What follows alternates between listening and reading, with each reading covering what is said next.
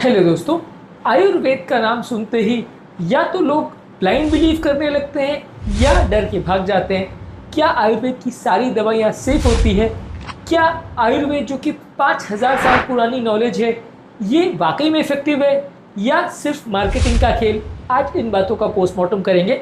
आज डिस्कस करेंगे कि आयुर्वेदिक कॉन्सेप्ट्स पर या आयुर्वेदिक मेडिसिन के संबंधित क्या इंपॉर्टेंट मिथ्स या भ्रांतियाँ हैं और इस मामले में सच्चाई क्या है। क्या वाकई आज की डेट में इसे मैं ट्रस्ट करना चाहिए या नहीं करना चाहिए? कुछ बेसिक बातों पर बात करेंगे ताकि ओवरऑल एक अंडरस्टैंडिंग बन पाए।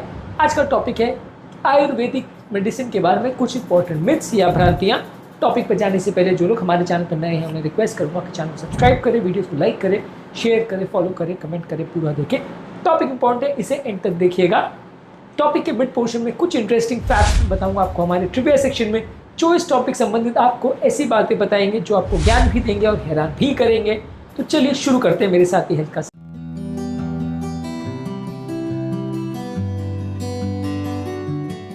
सबसे पहली बात यह है कि क्या आयुर्वेदिक मेडिसिन में कोई साइड इफेक्ट्स नहीं होते?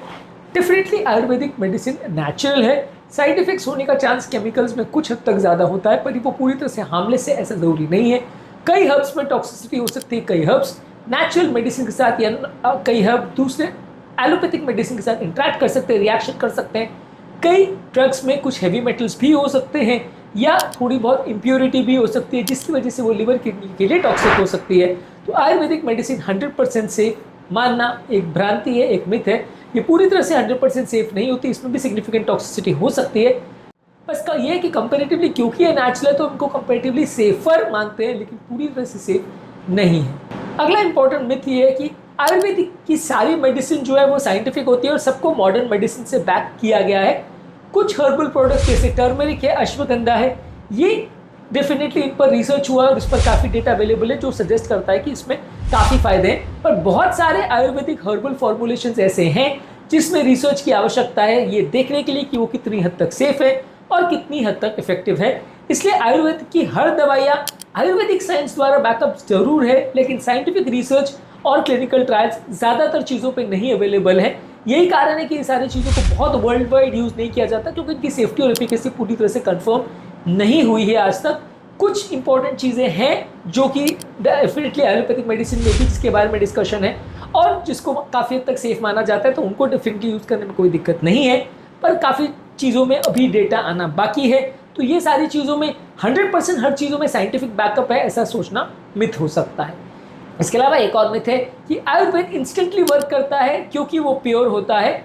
आयुर्वेदिक मेडिसिन ज़्यादातर स्लो एक्टिंग होती है और उनको लॉन्ग टर्म बेनिफिट मिलता है। ज़्यादातर ये लाइफस्टाइल रिलेटेड चेंजेस पर वर्क करती है, ज़्यादातर क्रॉनिक डिजीजेस के लिए या लंबे समय तक चलने वाली बीमारियों के लिए होती है।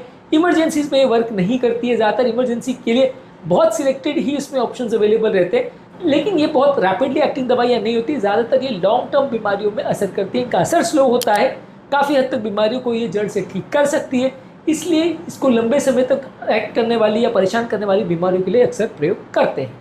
अगला इंपॉर्टेंट मिथ है कि आयुर्वेद में कोई डायग्नोसिस की ज़रूरत नहीं पड़ती क्योंकि इसमें कोई जांचें नहीं करवाते, तो कुछ भी बेसिस पे आप ट्रीटमेंट स्टार्ट कर सकते हैं। वैसा नहीं है।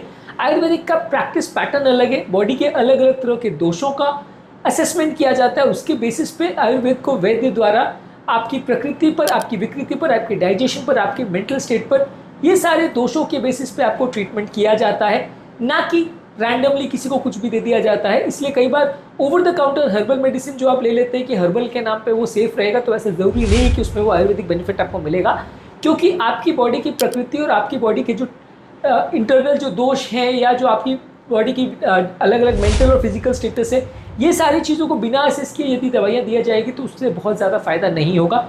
यही कारण है कि बहुत सारे पेशेंट्स में बहुत सिग्निफिकेंट बेनिफिट नहीं भी देखने को मिलता है, क्योंकि वो दवाइयाँ ज़्यादातर दुकान से जाकर खरीद लेते हैं या किसी के कहने सुनने पर परचेज कर लेते हैं। प्रॉपर आयुर्वेदिक प्रैक्टिशनर या वेद से डिस्कस करके लेंगे तो कंपैरेटिवली सक्सेस के चांसेस थोड़े ज़्यादा रहेंगे।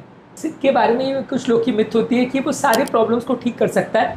कई डाइजेस्टिव क्रॉनिक प्रॉब्लम जैसे डाइजेशन, स्ट्रेस और लाइफस्टाइल प्रॉब्लम्स जो है वो कुछ हद तक क्योर हो सकती है, पर हालांकि आयुर्वेदिक ट्रीटमेंट को सक्सेसफुल बनाने के लिए ज़्यादातर आपको लाइफस्टाइल चेंजेस और दवाइयों का साथ में प्रयोग करना पड़ता है, बहुत सारी चीज़ों का पालन करना पड़ता है।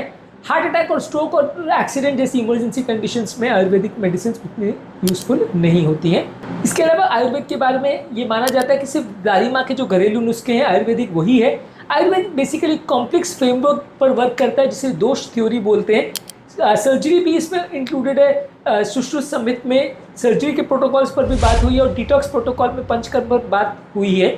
तो यहाँ पे सिर्फ तुलसी चाय या हल्दी दूध जैसे घरेलू नुस्खों का ही ट्रीटमेंट आयुर्वेद नहीं कहलाता। आयुर्वेद में बहुत सारी और भी चीज़ें इंक्लूडेड है जो कि अलग अलग दूसरी तरह की बीमारी में वर्क करती है। तो आयुर्वेद और घरेलू नुस्खों में सिग्निफिकेंट फ़र्क है। इसके अलावा अगला एक पॉइंट मिथ है कि मॉडर्न मेडिसिन आयुर्वेद को पूरी तरह से रिजेक्ट करता है। ऐसा नहीं है। मॉडर्न मेडिसिन भी आयुर्वेद के कई प्रोडक्ट्स जैसे अश्वगंधा, टर्मरिक, गिलॉय ये सारी चीज़ों पर रिसर्च करके उनको अगर सेफ पाता है तो यूज़ करता है। लेकिन हर आयुर्वेदिक प्रोडक्ट को वो पूरी तरह से बिना रिसर्च के एलोपैथिक प्रैक्टिस में नहीं यूज़ करते। इसलिए आयुर्वेदिक मेडिसिन कुछ हद तक एलोपैथी में सक्सेसफुल माना गया है, उनको यूज़ किया गया है। हर तरह की मेडिसिन का एलोपैथी सपोर्ट करता है या विरोध करता है, ये दोनों ही पूरी तरह से गलत है। इसके अलावा आयुर्वेदिक मेडिसिन के साथ ये माना जाता है कि अनलाइक एलोपैथिक मेडिसिन इनको लॉन्ग टर्म यूज़ करना पूरी तरह से सेफ है क्योंकि नेचुरल है। ये ज़रूरी नहीं है। कई इसमें ऐसी मेडिसिन हो सकती हैं जो ऑर्गन टॉक्सिसिटी कर सकती है, कुछ हद तक डिपेंडेंसी कर सकती है। इसलिए ये सारी मेडिसिन को बिना आयुर्वेदिक प्रैक्टिशनर को कंसल्ट किए नहीं लेना चाहिए। इसमें भी सिग्निफिकेंट साइड इफेक्ट हो सकता है। दुकान से जाके आपने किसी भी गुरु ने या किसी भी साधु ने कुछ बोल दिया, आपने परचेज कर लिया, तो वो गलत तरीका है इसको यूज़ करने का। वैसे अगर आप इनको यूज़ करेंगे तो फ़ायदा नहीं, उल्टा नुकसान भी हो सकता है। इसके अलावा एक इम्पॉर्टेंट मिथ है कि लोगों को ऐसा लगता है कि घर पर सेल्फ प्रिस्क्राइब्ड आयुर्वेदिक मेडिसिन ज़्यादातर सेफ होती है। ज़्यादातर लोगों का ये सोचना गलत है क्योंकि कई आयुर्वेदिक मेडिसिन जो है वो काफ़ी स्ट्रॉन्ग भी हो सकती है, जैसे एकोनाइट है, गुगुलू है या heavy metal based Ayurvedic preparation है जो अक्सर डेंजरस भी हो सकती है। तो ये सारे घर पर आप बिना किसी से पूछे ना लें तो ज़्यादा अच्छा है। इसमें आपको प्रॉब्लम्स होने का चांस ज़्यादा है। इसके अलावा लोगों को ऐसा लगता है कि क्योंकि आयुर्वेदिक प्रोडक्ट्स नेचुरल है तो उसमें कोई क्वालिटी कंट्रोल या क्वालिटी चेक्स की ज़रूरत नहीं है। जहाँ से भी आप लेंगे वो बराबर ही इफेक्ट करेगी। आयुर्वेदिक प्रोडक्ट्स में भी स्टैंडर्डाइजेशन होना चाहिए, प्यूरिटी होनी चाहिए और कहाँ से सोर्स किया गया है वो सारी चीज़ों का कंफर्मेशन होना चाहिए। इसमें अगर कोई कंटैमिनेशन आ रहा है, कोई एडल्ट्रेशन आ रहा है या गलत डोज में आपको मिल रही है तो आपको प्रॉब्लम भी हो सकती है। इसलिए आयुर्वेदिक मेडिसिन बिना वैद्य के कंसल्टेशन के लेना यूजली गलत हो सकता है। इसमें कई नुकसान भी हो सकते हैं। रैंडमली बिना आपके बॉडी के दोष को असेस किए आप इनको अगर यूज़ करना चालू कर देते ये सोच के क्योंकि वो नेचुरल है वो फ़ायदा ही करेगा, ऐसा ज़रूरी नहीं। बेसिकली समरी ये है कि Ayurvedic basically powerful ancient system है जिसमें कई तरह की मेडिसिन अवेलेबल है। लेकिन ये सारे मेडिसिन को यूज़ करने के लिए एक्सपर्ट गाइडेंस और पर्सनलाइज केयर और क्वालिटी कंट्रोल का ज़रूरत है। मार्केट में या दुकान पर देखने वाले एड्स को लेकर यदि आप इस तरह के प्रोडक्ट्स को परचेज करोगे तो आपको नुकसान भी हो सकता है या आपको सिग्निफिकेंट साइड इफेक्ट्स भी कर सकते हैं।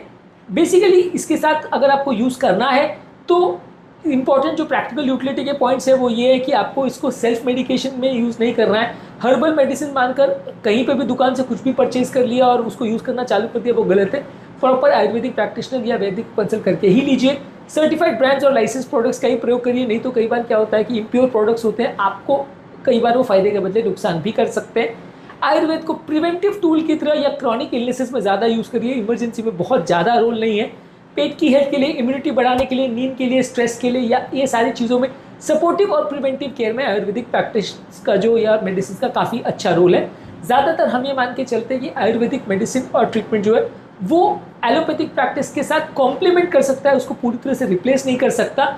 इसके साथ जब हम टेस्ट का भी यूज़ करते हैं, जब डायग्नोस्टिक टेस्ट और बाकी चीज़ों का यूज़ करते हैं तो हम आयुर्वेद को बेटर वे में यूज़ कर सकते हैं और उसके थेरेपी को ज़्यादा सक्सेसफुल बना सकते हैं।